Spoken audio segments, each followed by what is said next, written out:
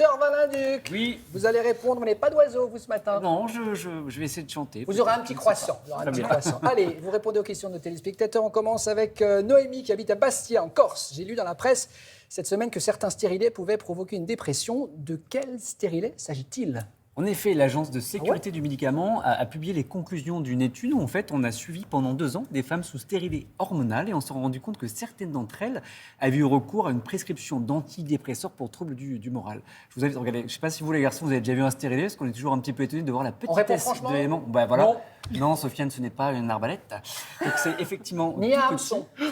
Et effectivement, là, ceux qui ont été mis en lumière, ce sont les stérilets hormonaux, car tous sont équipés donc de cette hormone, le progestatif, le lévonorgestrel. Voilà. Et en fait, ce sont ceux dosés à 52 mg qui présentent un peu plus de risque de développer un trouble de l'humeur. Sachez, mesdames, donc pas de panique si vous avez un stérilet hormonal et que vous n'avez aucun symptôme, pas de panique. Si vous veniez avoir effectivement des symptômes un peu de trouble de l'humeur, voilà, vous en parlez avec votre médecin pour refaire le point sur la situation. Et c'est bien de le savoir, en tout cas. Voilà, c'est sur certains avec un dosage à 52 mg notamment. Autre question, j'ai un bouton de fièvre depuis 2 jours et j'aimerais savoir combien de temps ça va mettre pour cicatriser. C'est Sylviane de Lorient qui vous pose la question, Vincent. Alors le bouton de fièvre, on peut avoir tendance à sentir l'arrivée. Généralement, c'est entre 6 heures à 2 jours avant l'apparition du poisson. Ça picote, ça brûle, ça picote, ça démange. Ça gratte. Parfois, ça gratte un petit peu, effectivement. Et puis, soudain, on a le petit bouton, le petit bouquet de vésicules qui apparaît. La cicatrisation, en réalité, si vous ne prenez pas de traitement, ça met entre 10 et 15 jours. Je vous parlais de traitement. Parfois, si vous agissez assez rapidement, vous pouvez prendre un traitement dans les 3 jours après l'apparition des boutons qui peut limiter l'étendue, puis également la douleur. Donc, en moyenne, voilà, 10-15 jours. On n'est pas tous égaux. Moi, j'en ai jamais fait, par exemple. Moi, j'ai cette chance non plus. Ouais. En réalité, certains peuvent en faire avec un coup de fièvre, un coup de stress. Parfois, c'est pendant les règles, bim, ça sort. Voilà, on n'est pas égaux là-dessus. Un traitement local, ça marche ? Oui, alors c'est souvent en traitement par la bouche qui est un peu plus efficace. Mais effectivement, vous avez raison, parfois en pharmacie, on peut avoir un petit traitement local. Question de Rosalie O, qui habite à Blois. Alors ça, c'est pour les moins de 40 ans, ils sont perdus là, sur la blague sur Rosalie, la chanson de Carlos.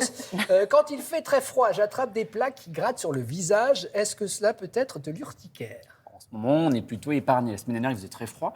Il existe de l'urticaire au froid, mais qui est un peu rare. Hein. Alors, comment ça se présente ? Effectivement, ça va être les parties qui sont exposées au froid, donc le visage, les mains. Ça va être des plaques un peu rouges en relief qui vont démanger. Donc, le principe de précaution et de prévention, bien sûr, c'est de bien se couvrir si vraiment vous êtes sujet à ce type d'urticaire. Il existe, on peut faire un test au cabinet pour savoir si vous êtes sujet à ce type d'urticaire. C'est le test au glaçon qu'on peut mettre sur l'avant-bras, qu'on va appliquer quelques minutes et on va surveiller si une plaque d'urticaire apparaît. Ça permet un peu de confirmer le diagnostic. Au niveau du traitement, qui dit urticaire dit antihistaminique, ça fait rentrer les choses dans l'ordre. Un téléspectateur inquiet, il s'appelle Karim à Saint-Herblain. Il se pose la question, il doit faire un scanner la semaine prochaine avec injection, mais je pense, dit-il, être allergique à l'iode. Est-ce que c'est une contre-indication ?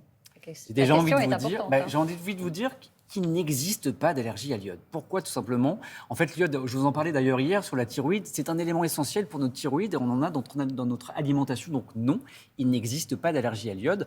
En revanche, vous avez peut-être fait une allergie en mangeant des huîtres ou parfois les patients font référence à la bétadine, vous savez, ce petit produit coloré jaune sur lequel ils ont peut-être fait une réaction. Donc en réalité, ce n'est pas une réaction à l'iode, mais peut-être à l'un des composants de ce produit.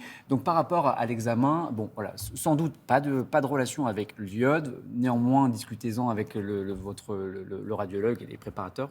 Mais là, en l'état, non, pas d'allergie à l'iode.